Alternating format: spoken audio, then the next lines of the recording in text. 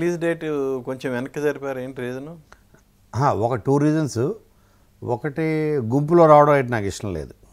వాళ్ళకి గీతాంజలి అన్న సినిమా అడ్డు రావడం, లేకపోతే కలెక్షన్స్ వైజ్ అవి మనం షేర్ చేసుకోవడం నాకు ఇష్టం లేదు.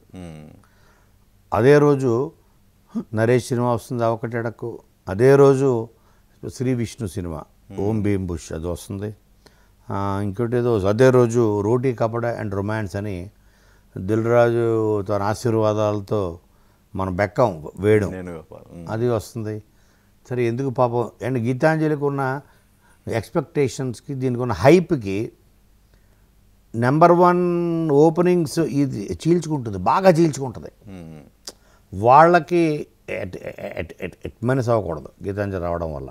అవును, అది వాళ్ళ సమస్య కదా, మీరెందుకు పాపం. ఎందుకంటే శ్రీ విష్ణు తోటి నెక్స్ట్ సినిమా నాదే. అవును సార్. తర్వాత హెల్దీ అంటే ఓకే, వాళ్ళు మిమ్మల్ని రిక్వెస్ట్ చేస్తే చేశాడు.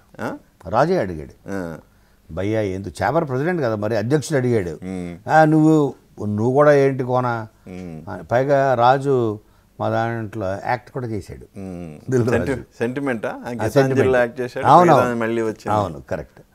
భయ్యా ఎందుకు ఒకే రోజు ఇంతమంది, సరే మనమే అందరికి సోలో రిలీజ్ మనం అడుగుతున్నాం, వీలైనంత వరకు తప్పదు అనుకుంటే తప్ప నీకు ఛాన్స్ ఉంటే నువ్వు వెళ్ళొచ్చు కదా ముందుకి అని అడిగాడు. అంతే, ఓకే డన్ అని చెప్పేసి. శ్రీ విష్ణుతో ఇప్పుడు మీరు సినిమా చేస్తుండటంతో పాటు దిల్ రాజు అడగటంతో సో మనకి ఎప్పుడైనా ఉపయోగపడతారు అనే ఉద్దేశంతో అది చూడండి.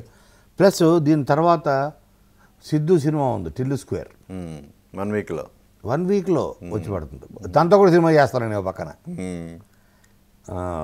సిద్ధు తోటి సినిమా చేస్తున్నాం. సో లౌక్యంతో మీరు వెనక్కి వెళ్ళారు. అది సరే, మన వాళ్ళకే మనం అడ్డుపడకూడదు, మనం అడ్డంకి అవ్వకూడదు. ఎందుకులే సరే.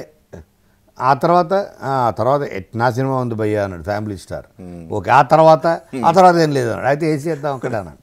Simple. It was 30 seconds decision తీసుకున్నా. దాని పెద్ద ఆలోచించి నేను వాళ్ళతోటి గొడవపడి ఆర్గ్యూ చేసి కావాలంటే మీరు వెళ్ళండి అని ఏమీ చేయలేదు.